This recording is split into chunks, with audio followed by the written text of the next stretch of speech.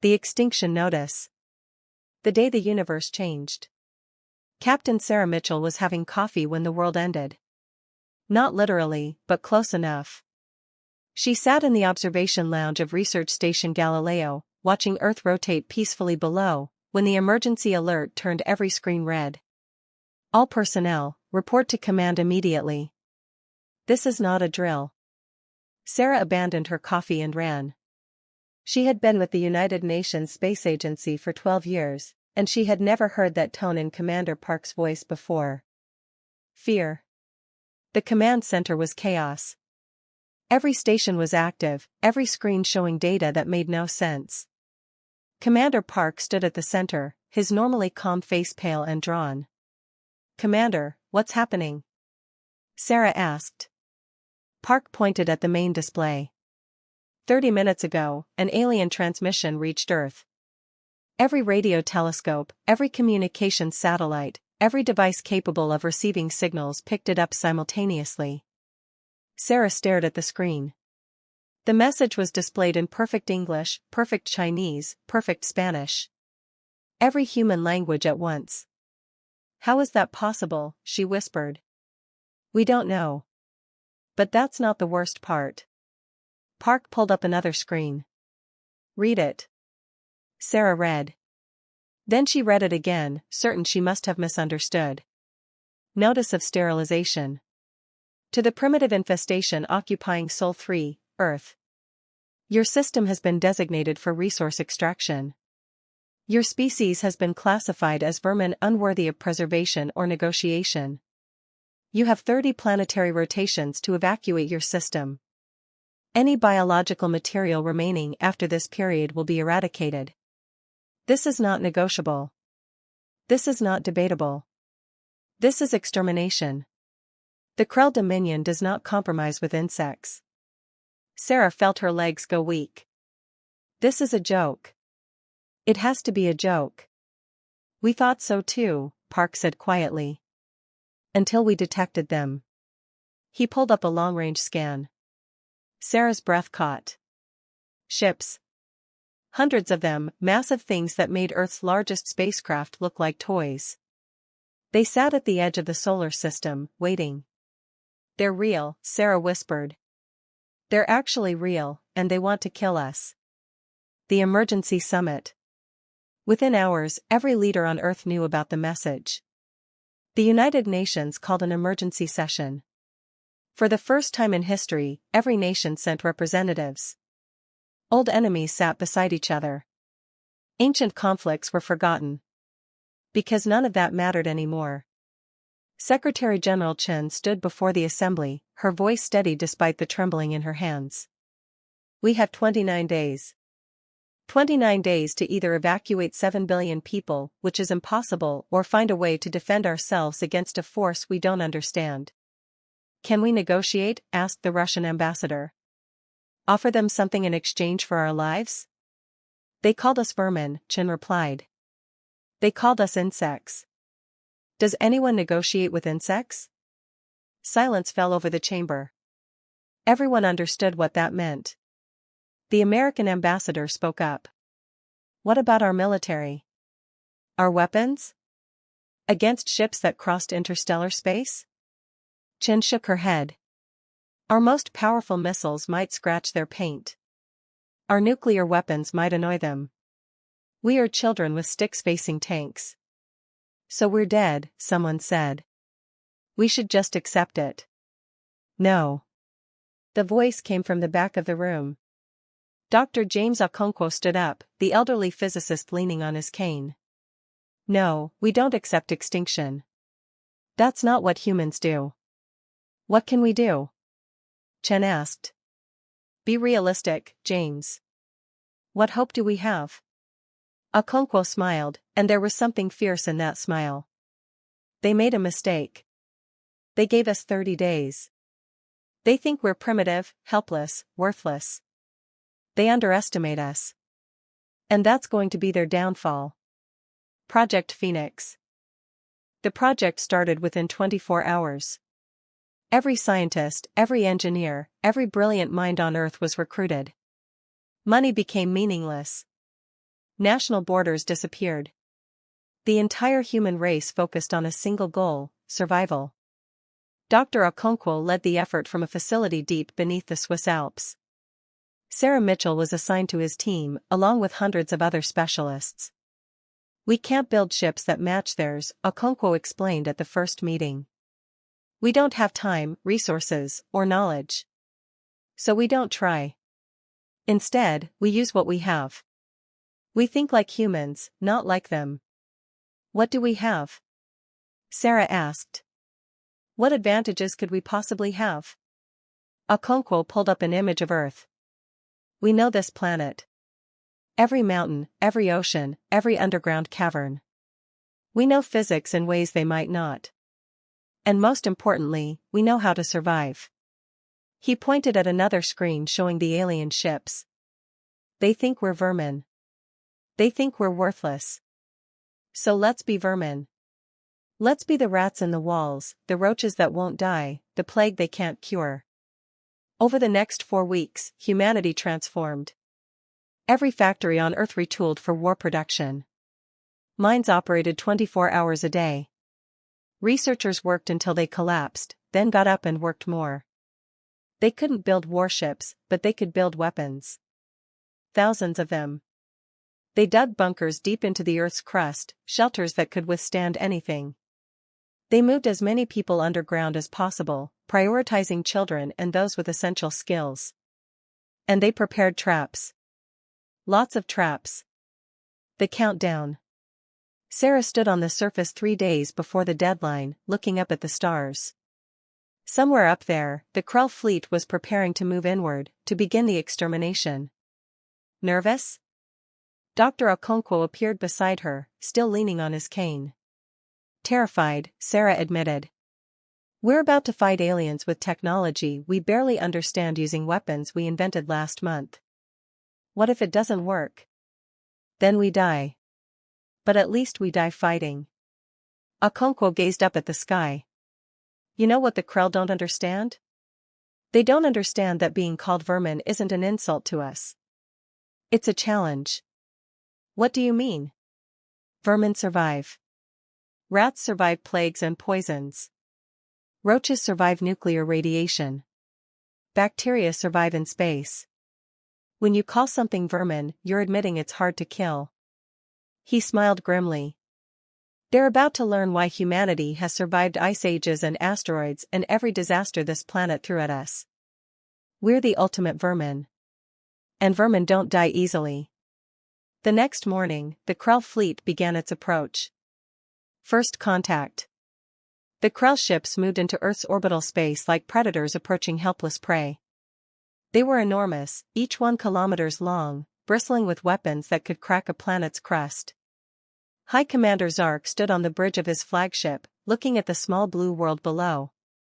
In all his centuries of service, he had overseen the cleansing of 47 systems.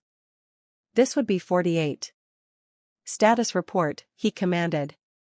"The vermin have retreated underground, Commander. We detect minimal surface activity. They appear to be hiding." Zark's mandibles clicked in satisfaction. Typical. They always hide at the end. It makes the cleansing more efficient. Begin orbital bombardment. Target their major population centers first. The Krell weapons activated, building energy for shots that would turn mountains into craters. Zark watched the targeting displays, already bored. This would be over in hours. Then something strange happened. "Commander, I'm detecting launches from the surface. Thousands of them." Zark leaned forward. "Launches? What kind of launches?" "Unknown, Commander. They appear to be primitive rocket technology. No guidance systems we can detect. They're just rising." Zark laughed. "They're attacking us with fireworks? How pathetic. Point defense systems will handle them. Continue bombardment." But the point defense systems didn't handle them. Because the primitive rockets weren't rockets at all. They were mines. Thousands of them, each one designed to look harmless, each one packed with nuclear warheads that detonated the moment they reached orbital altitude. The space around Earth turned into a minefield of nuclear explosions. Krell ships that had been preparing to fire suddenly found themselves engulfed in atomic fire. Shields that were designed to deflect energy weapons struggled against the raw explosive force. 3 Krell destroyers went dark immediately, their systems overwhelmed. 2 more collided trying to evade the blasts. On the flagship's bridge, alarm screamed. Zark stared at the tactical display in disbelief. This is impossible. They're primitives. They can't. His words were cut off as something hit the flagship's hull. Not a nuclear weapon this time. Something else. Something that stuck to the armor and began drilling through it. All across the fleet, the same thing was happening. Human-made boarding drones, launched from hidden platforms across Earth's surface, were attaching themselves to Krell ships and burning through their hulls. Get them off! Zark shouted. Deploy countermeasures. But the drones were designed specifically to counter the Krell's technology. They had no guidance systems to jam, no electronics to disable. They were simple, mechanical, unstoppable. The first drone breached the flagship's hull. Atmosphere screamed out into space. Emergency bulkheads slammed shut. And through the breach came something Zark had never expected to see. Human soldiers in armored suits, carrying weapons, fighting back. Vermin don't run, one of them said over the radio, his voice cold and determined. Vermin fight. And right now, you're in our nest. The battle for Earth had begun, and the Krell were learning a hard lesson. Underestimating humanity was a fatal mistake. The roaches strike back. Inside the beast, Sergeant Marcus Chen led his squad through the alien corridor, his rifle raised and ready. The inside of the Krell ship was like nothing he had ever seen, organic walls that pulsed with strange light, air that smelled of chemicals and something else, something wrong. Stay sharp, he whispered into his comm. We've got maybe 10 minutes before they realize we're here. Behind him, 5 more soldiers moved in perfect formation. They had trained for this scenario for 4 weeks straight, practicing in mock-ups built from the data humanity had gathered from observing the Krell ships. It wasn't much, but it was enough. The mission was simple: find the ship's power core and destroy it. Take out the flagship, throw the Krell fleet into chaos, give Earth's defenders time to implement the next phase of the plan. Simple. Not easy. Contact front, Private Yamamoto hissed. 3 Krell soldiers were approaching, their chitinous armor gleaming, their weapons already charging. Chen didn't hesitate. He opened fire. The Krell were faster than humans, stronger than humans, better equipped than humans. But they weren't prepared for humans to be here, inside their ship, fighting them in close quarters. Chen's bullets found weak points in the alien armor. The Krell had designed their equipment to withstand energy weapons, not primitive kinetic rounds. The first alien went down, green blood spraying across the walls. The second Krell returned fire, but his shots went wide. He was aiming where Chen had been, not where he was. Humans were smaller, faster, more unpredictable than the species the Krell usually fought. Yamamoto threw a grenade, a simple explosive device that the Krell's sensors barely registered until it was too late. The blast tore through the corridor, taking the remaining Krell with it. Move, Chen ordered. Before reinforcements arrive.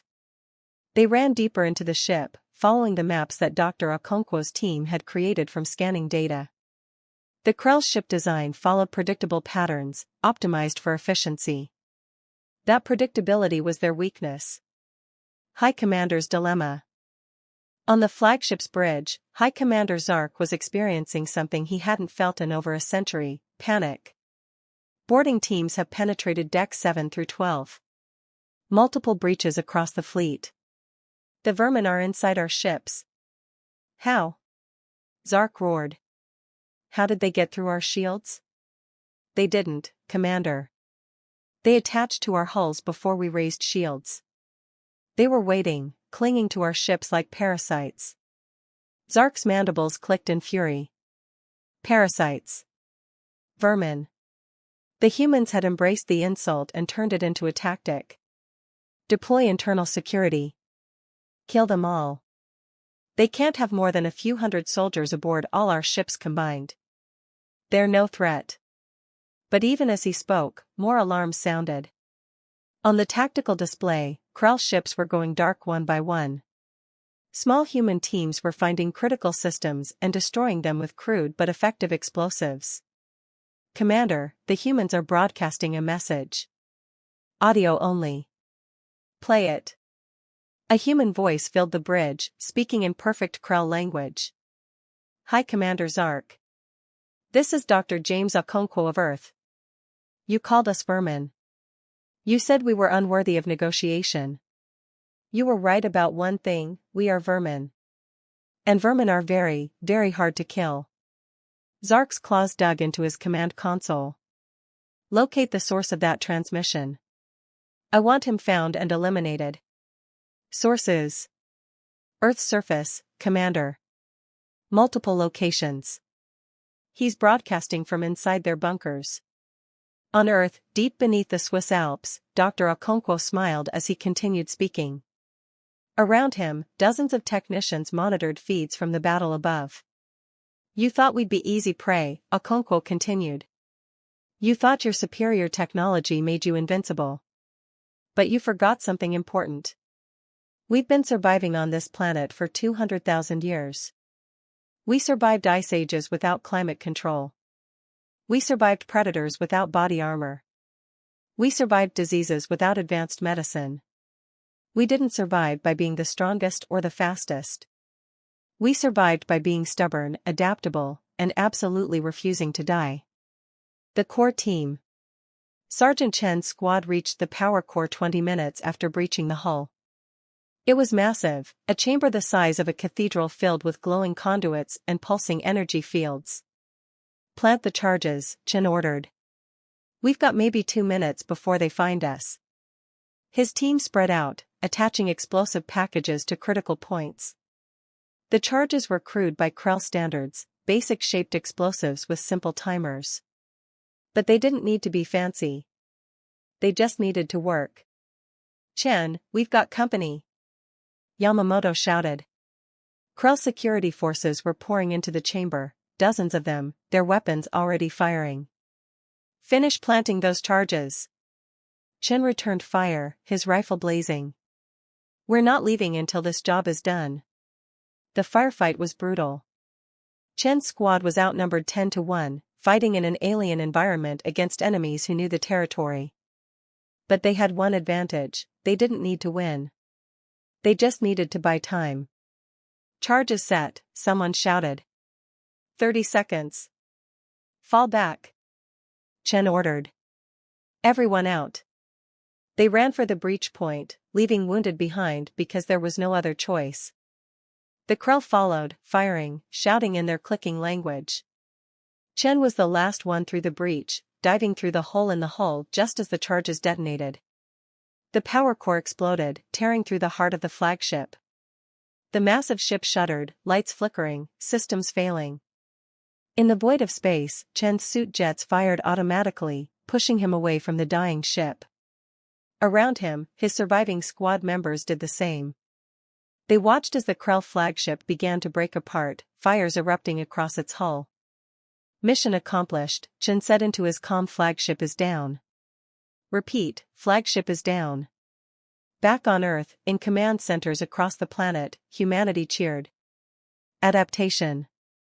High Commander Zark survived the destruction of his flagship, evacuating to a secondary command vessel. But the battle had changed.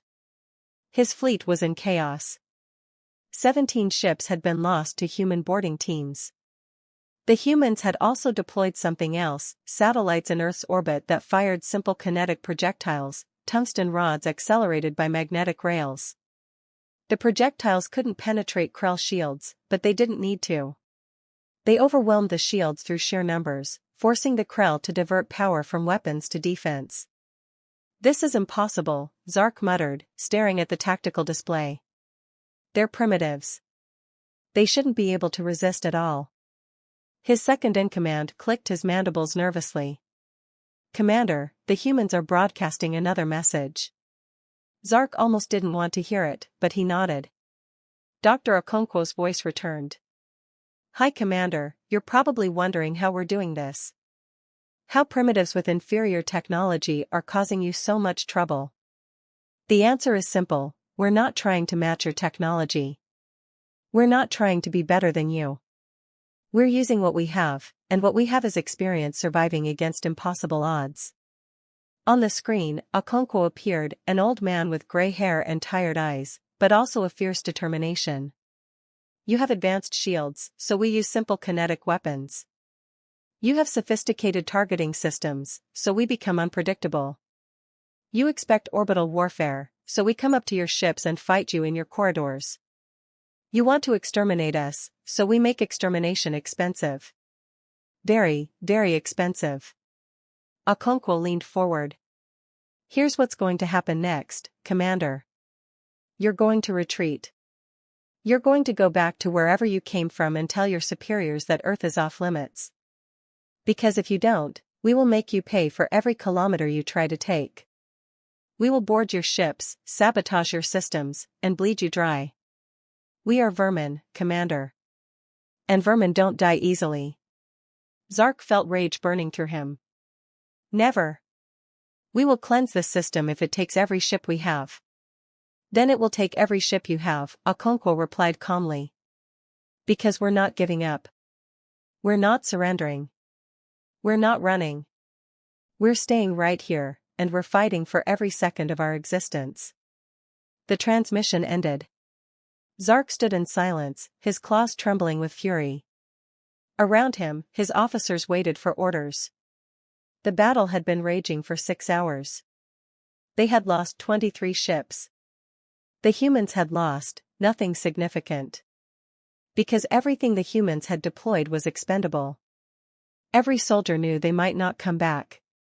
Every weapon was designed to be cheap and effective rather than advanced. Commander, his tactical officer said quietly, we need to make a decision. Continue the assault or retreat and request reinforcements. Zark looked at the blue planet below.